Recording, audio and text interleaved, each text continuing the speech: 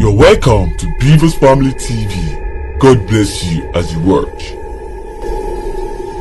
Rock of ages, collect for me. Let me hide myself in thee. Let the water and the blood from thy river side which flow be of sin the double care. Cleanse me from its guilt and power. Good morning to you, everybody that are listening to me at this moment, from wherever you are, all over the world. And I pray that today will be a special day in your life. I pray that the hand of the Lord will touch you wherever you are. Don't forget the promise of the word of Jesus Christ, that the word that you are hearing now is life and is spirit. As you are hearing the word, the life in the world will be imparted into your destiny in the name of Jesus Christ. And the Spirit of God will come upon you, will overshadow you. A miracle will be your portion today as you are getting out of this particular place in Jesus' name. Let us pray. Heavenly Father, we thank you for this moment. We worship your name because you are a good God in our life. Father, as we are listening to your word now, I am praying unto you that you speak directly to your children that are hearing me wherever they are.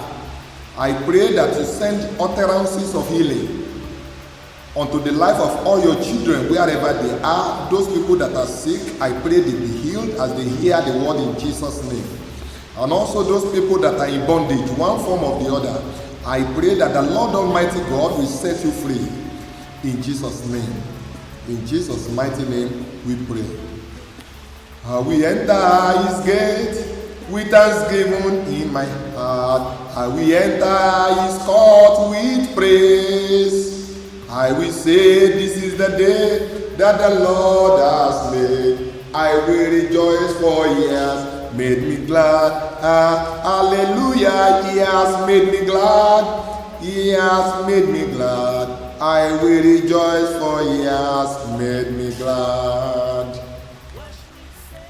I am now here once again to present to you the message of God as it comes to me under the title, Is There No God? Is there no God? It's a very big question that every one of us need to be very, very attentive to. We need to understand. We need to understand the question, and we need to give answer to the question. This question might look to some people as ambiguous somehow, but I want you all to listen attentively. It's a question from the throne of grace. It's a question from the mouth of Almighty God himself. If we open our Bible to the book of 2 Kings chapter 1, let's look at it from verse 2. The Bible talks about a particular man, a king, by name Ahaziah. Who is Ahaziah?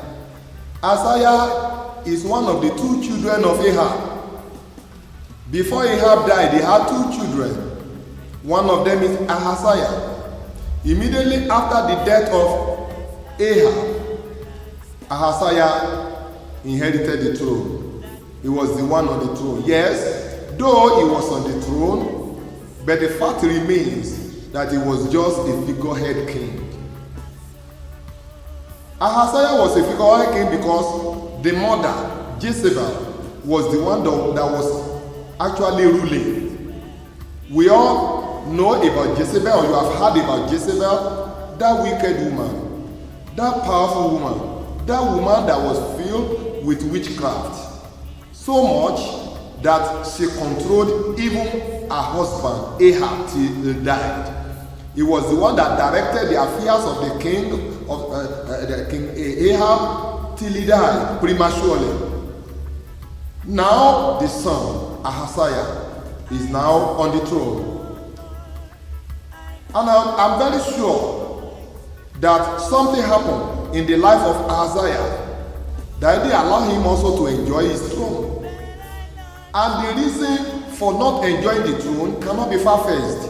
I'm very sure that the reason can also be linked to the witchcraft of the mother, Jezebel, because she was the one manipulating the throne from behind, to an extent that Ahaziah didn't last on the throne. He was there just for only 2 years. And something happened one day to Ahaziah. If you go back to that book of 2 Kings chapter 1 from verse 2, the Bible says the man Ahaziah fell down from the lattice of the house, from the window of the upper chamber of the house, and he became sick.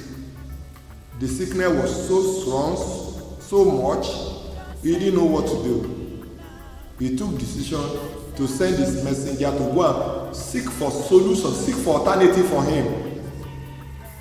When he sent his messenger, he asked them to go to Ekron, to go and find out from the god of Ekron, that is Beelzebub, what he will do concerning his sickness, whether he will survive it or not, or the step that he's going to take.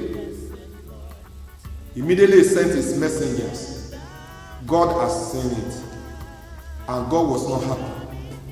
Today, God also wants to use the life story of Ahaziah to teach us a very big lesson. Every family must learn serious lesson from the story of Ahaziah. Every family, every town, every state, even nation, country, even the whole world has a lot of lesson to learn, especially at this type of period that we are, a period when everybody is afraid of sickness, when sickness is ravaging the land and many people are being caught in the web of sicknesses. We have a lot of lesson to learn. God doesn't say we should not seek for solution to our problem. But as a child of God, we have ways, we have manner we need to embark on, so that we'll be able to please God, so that God will be able to join us in the chairs for our sicknesses, in the chairs for solution for our life problems. Ahaziah sent his messenger to Ekron. God now called unto his servant Elijah. He said, Elijah, I want you to go now and intercept the servants of Ahaziah. Go and ask just a question from them. I want them to, just a simple question. I want answer.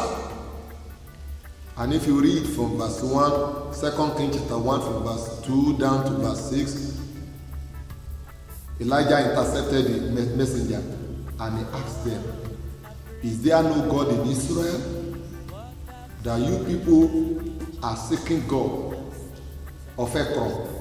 You are going to Beelzebub, the god of Ekron, to seek for way out of your state of sickness, or the state of sickness of the king.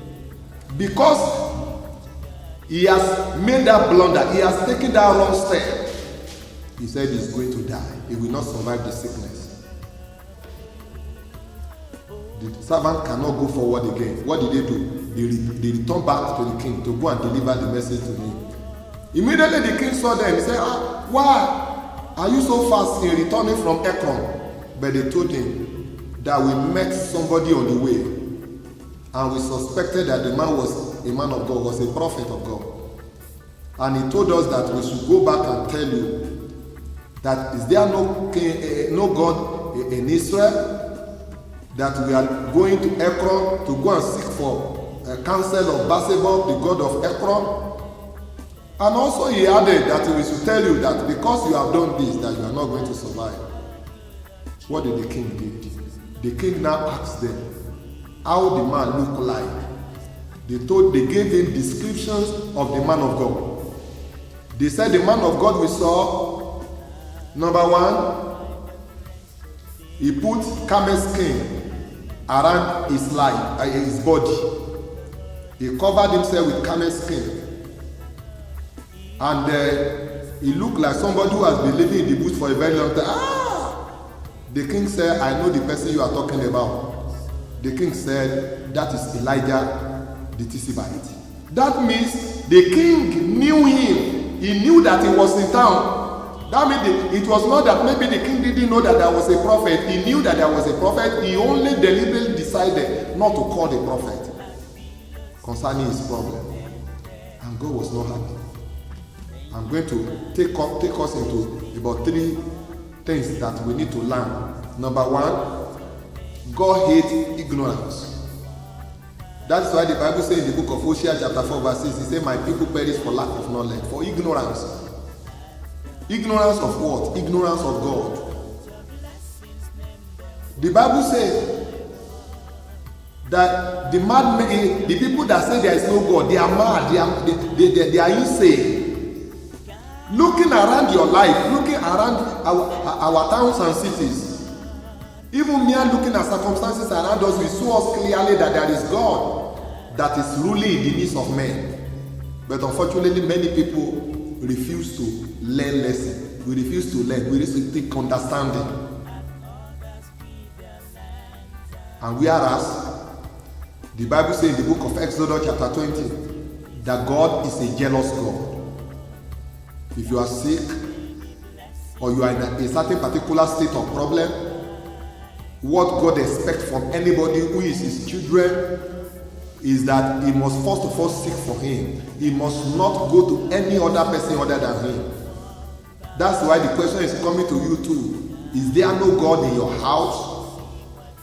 That you are taking steps to go and seek for God of Ekron. You are going to herbalist home. You are going to fake prophets up and down without seeking for God Almighty. God hates ignorance. If you go to the book of Daniel chapter 11 verse 32, the Bible says, they that know their God, they shall be strong, and also they shall make exploit. They shall achieve excellence in life. They shall survive different types of calamity. That is why the word of God is coming to every one of us today, that we need to know our God. The omniscient God, the omnipotent God, the omnipresent God. There is nothing God cannot do. All power in heaven and earth belongs to him. Another area is that God hates ignorance of identity. Who are you? It's like you don't know yourself. Why should a child of God, a child of the living God, will be looking for solution to problem to where there is no God? Remember what the Bible says? He said, don't you know that you are God? And we are the sons of the Almighty God. But whoever failed to realize his position in God, whoever failed to realize his identity as a child of God, the Bible says they will die as ordinary person on the street. Jesus Christ established the same word in the book of John chapter 10 verse 34. He said, as you not read in the scripture that you are God. So if those of us that even see Jesus, that have the knowledge of Jesus, that have the message of Jesus, that receive the gospel of Jesus Christ, if we don't understand God, then something must be wrong somewhere. God hates people seeking for another God somewhere. He's a jealous God. He said he will require even punishment for the children of those people that hate him. Not only those who hate him, but even the children of those who hate him. Up to 2, 3, 4 generations. Listen to me. There is need for us to understand that we should not go to a wrong place when problem comes. What is happening to you as a person in your working place, where you are facing problems, your company is in trouble, your business is not booming, your company, your business is having problem. Why are you seeking for God to Ekron? Is there no God in your shop? Is there no God again in Nigeria? Is there no God again in your church? Is the God of your father no more God that can answer prayer? The God that saved you from calamity that nearly happened to you sometimes ago, is that God not alive again? God hates going to a wrong place. God is not against Ahaziah just because he went to somewhere to seek for help, but rather because he went to seek for God where there is no God. If you also go to the book of 2 Chronicles chapter 16, if you look at verse 12, God hates his children going to seek for solution first before you seek God. If you look at what happened to Asa happened to be one of the best kings in Israel. No matter how good you are, no matter how close you are to God, no matter how frequent you are in the church of God, on the day you have problem, on the day you are sick, on the day you run into a certain calamity, God is looking at you. Who are you looking for? Who are you seeking for? Where are you going to seek for solution? And what priority did you even give to God? That is also very, very important. God will not take a situation where you have gone to seek for certain particular God somewhere before you now return to Him. God wants you to seek for Him first. That is why the Bible says in the book of Matthew 6:33, it says, "Seek ye first the kingdom of God and His righteousness, and every other thing shall be added unto you." Seek first the kingdom of God. Seek God first. You are sick. God doesn't hate going to hospital. God doesn't hate doctors. God doesn't hate nurses. But God hates a situation where you are first of all run to the nurses, you run to the doctor, you run to the hospital before you remember to pray to Him. No matter the situation you are passing through, the first thing is you must first of all seek God. But what was the error of Asa? The Bible says in that 2 Chronicles chapter 16 verse 12, he said Asa was seeking for physician instead of seeking for God. And God was angry with him. And because of that, he died. What is the consequences of seeking for God that is not God? What is the consequences of abandoning God Almighty? What is the consequences of seeking for a physician before you seek for God? Like what is happening in Nigeria now? Our nation is seeking for physicians. To an extent, we are even sending for physicians from China. We are seeking for doctors from different countries of the world. I even heard recently that Nigeria is seeking for drugs from Madagascar instead of seeking for God. We have made a fatal error. The Bible says there is an evil under heaven and it's common among men. One of that evil is for man to abandon his God and be seeking for human being. If you go to the book of Isaiah chapter 31 verse 1, the Bible says, "Woe unto that man that went down to Egypt to seek for help." Listen to me. You have weapon in your hand. Up to today, by His stripes, we are still receiving our healing. Up to today, our God is God that healeth. Up to today, our God is Jehovah Rapha, the God that can heal any form of sickness. Jesus Christ has received stripes, 39 stripes, because of our sickness. And there is no sickness under heaven that can withstand the covenant of the stripes that Jesus Christ received on the cross. Jesus Christ has paid the price, supreme price. And I'm telling you sincerely, every one of us, there is need for us to seek the face of God now. Before we seek for doctor, before we seek for physician, why can't you set aside a few days to seek the face of God?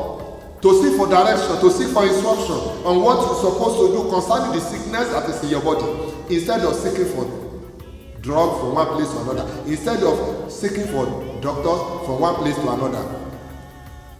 What about the blood of Jesus? What about the name of Jesus? The Bible says, "In the name of Jesus, every knee shall bow." By His blood, we are cleansed of any form of infirmity. Cover yourself with the blood in the morning before you go, instead of looking for sanitizer up and down. Cover yourself with angel of God. Ask the angel of God to encamp around you according to the promise of God in the Bible, instead of looking for masks to cover your mouth. You can cover your mouth, you can't cover your ears. You can cover your mouth, you can't cover your eyes. It's only the angel of God that can cover us. Here we are stopping today to seek the face of God. I want everybody to open their mouth and talk to God and say, "God Almighty, don't let me make mistake that can make me to die unceremoniously like Ahaziah. Give me the grace, oh God, to know you at the appropriate time. Don't let me make error." I want everybody to start talking to God now. Father God Almighty, we are committing our life into your hands, O God. We don't want to make error like Asa. We don't want to make error like Isaiah. Father, Lord God, give us direction. Give us instruction on what to do. O Lord God Almighty, we don't want to die unceremoniously like Isaiah. In Jesus' mighty name we pray. Father, Lord God, I pray for everybody that are hearing me now. I cover you with the blood of Jesus. No matter what is happening all over the world, no matter the ravaging of pandemic or virus or whatever, it shall not have any power over your life in Jesus' name. I pray for everybody that the angel of God will cover you all. The angel of God will encamp around you, and nothing evil, no evil will be able to come near your life, will not be able to come near your house, and your children are safe under the wing of God in Jesus' name. In Jesus' mighty name we pray. Amen. Standing on the promises of Christ, my Savior. Standing.